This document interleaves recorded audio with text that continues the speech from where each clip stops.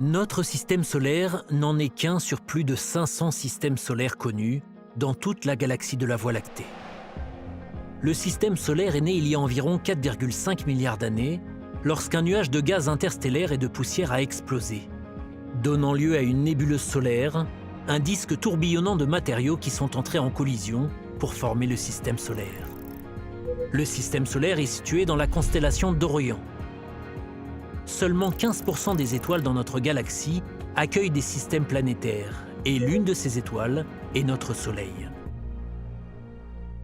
8 planètes tournent autour du Soleil. Les planètes sont divisées en 2 catégories, en fonction de leur composition tellurique et jovienne. Les planètes telluriques, qui comprennent Mercure, Vénus, la Terre et Mars, sont principalement constituées de matériaux rocheux.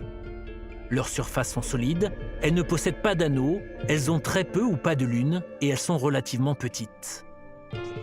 La plus petite et la plus proche du Soleil est Mercure, qui a l'orbite la plus courte du système solaire, située à environ 3 mois de la Terre.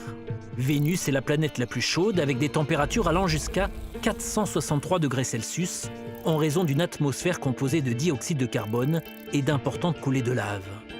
À côté de ce monde de feu se trouve un monde d'eau, la Terre. Les systèmes d'eau de cette planète participent à créer le seul environnement connu dans l'univers capable d'accueillir la vie. La dernière des planètes telluriques, Mars, pourrait également avoir accueilli la vie il y a environ 3,7 milliards d'années, quand la planète avait une surface aqueuse et une atmosphère humide. Au-delà des 4 planètes telluriques de l'intérieur du système solaire se trouvent les planètes joviennes de l'extérieur du système solaire. Les planètes joviennes incluent les géantes gazeuses, Jupiter et Saturne, et les géantes de glace, Uranus et Neptune. Les géantes gazeuses sont principalement constituées d'hélium et d'hydrogène, tandis que les géantes de glace contiennent également des roches, de la glace et un mélange liquide d'eau, de méthane et d'ammoniac. Les 4 planètes joviennes ont plusieurs lunes, un système d'anneaux et n'ont pas de surface solide.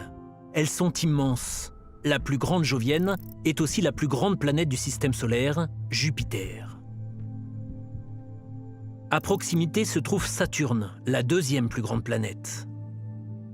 Ces anneaux, très identifiables, seraient assez larges pour tenir entre la Terre et la Lune, mais font à peine 1 km d'épaisseur. Au-delà de Saturne se trouvent les géantes de glace Uranus et Neptune. La plus grande de ces géantes, Uranus, est célèbre pour sa rotation sur le côté.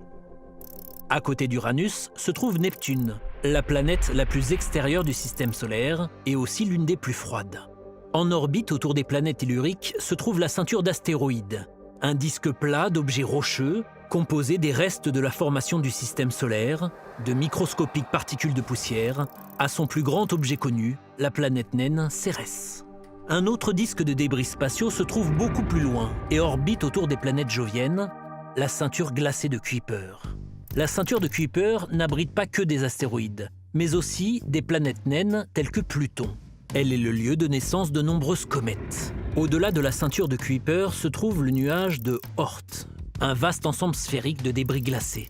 Il est considéré comme le bord du système solaire, puisque c'est là que la gravité et les influences physiques du Soleil se terminent. Notre système solaire, ses planètes et autres objets célestes tournant autour d'une même étoile qui leur donne vie, demeure un endroit spécial que l'on appelle maison.